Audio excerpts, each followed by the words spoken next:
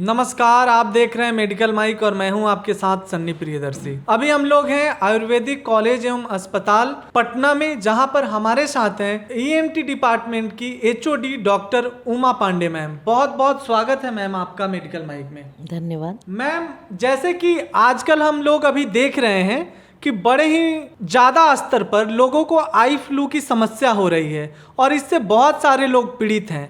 तो इस समस्या के होने के क्या कारण हैं और इसका आयुर्वेद में क्या उपचार और इलाज है, इसके बारे में आप हमारे दर्शकों को बताइए।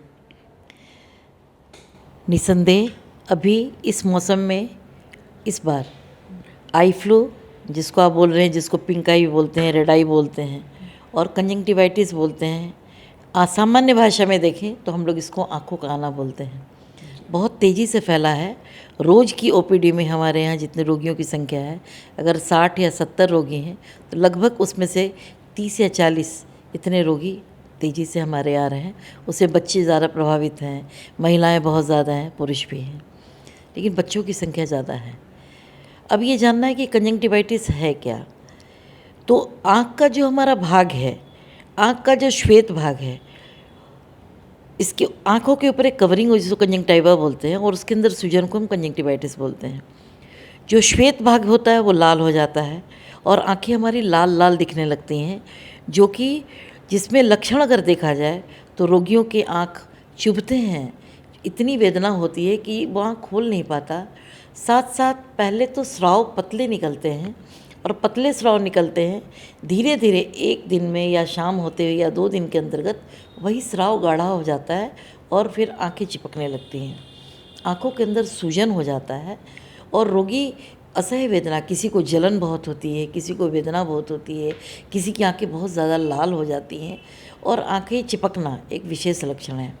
और रोगियों को प्रकाश की असहजता हो जाती है, वो प्रकाश में आंखों को खोल नहीं पाता, आंखें बंद कर पाता है और रोगी बहुत परेशान हो जाता है। मैम, इसके संक्रमण का फैलने का खतरा कितना रहता है? चूँकि यह एक संक्रामक व्याधि है, ऐसा माना जाता है कि ये एक रोगी से दूसरे में फैलने की संभावना इसकी बहुत बहुत ज़्यादा रहती है और ये नया नहीं है। इस व्याधि का वर्णन हमारे आयुर्वेद में 5000 वर्ष पूर्व आचार्य सुश्रुत ने कर रखी है और ये उसी से बताया गया कि ये व्याधि एक व्यक्ति से दूसरे व्यक्ति को फैलती है, इसलिए लोगों का बचाव रखना चाहिए। इसके लिए रोगी को अपने आँखों का जो हम प्रयोग बार बार, चूँकि आँखों में वेदना होती है, स्राव निकलते हैं, तो रोगी उन कपड़ों का प्रयोग करता है, आँखों को पोंछता है, तो वो दूसरे के आसपास नहीं जाए जिससे इसका संक्रमण दूसरों को फैले। ये संक्रामक व्याधि है। मैम, मेरा अगला सवाल आपसे ये है कि जब ये आई फ्लू जब लोगों को होता है तो इसके लिए, इसके रोकथाम के लिए आयुर्वेद में क्या उपचार संभव है?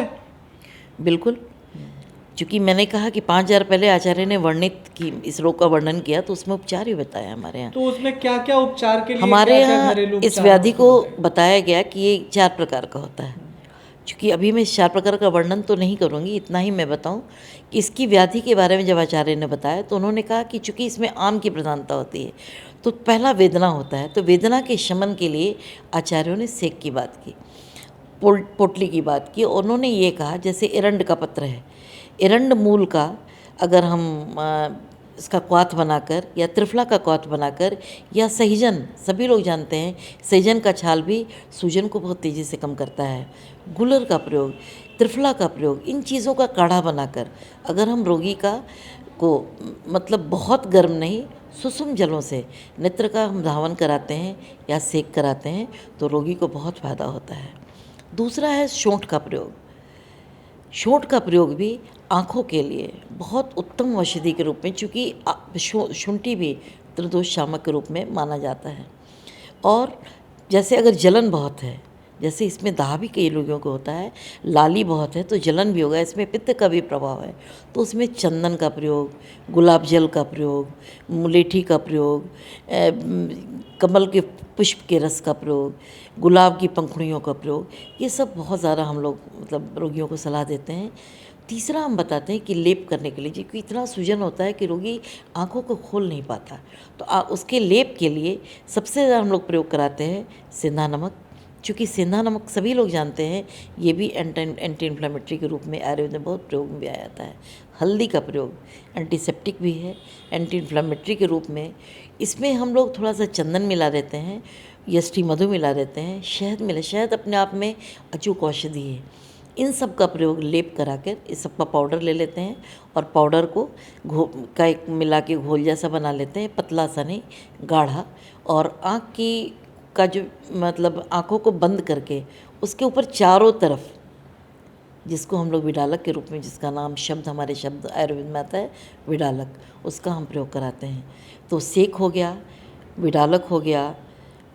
अंजन का प्रयोग हम यहाँ नहीं करते हैं, क्योंकि हमारे यहाँ बोलते हैं ये आमज और रक्तज व्याधि है, इसलिए इसका प्रयोग हमारे यहाँ अंजन का नहीं करते हैं।